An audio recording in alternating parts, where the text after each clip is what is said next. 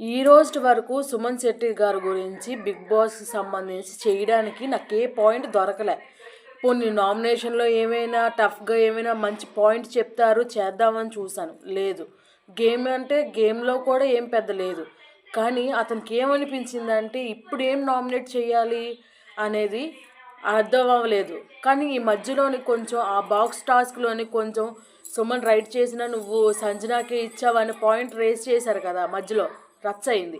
ఆ రచ్చలో నుంచి ఒక్క పాయింట్ని తీసుకుని బయటికి లాగి నిన్న నామినేషన్ ప్రాసెస్లో పెట్టడం స్టార్ట్ చేశాడనమాట. అయితే అందినంత వరకు బాక్సులు సరి చేశాడు, కానీ ఇంకా ఆ హైట్కి అందక వదిలేశాడు.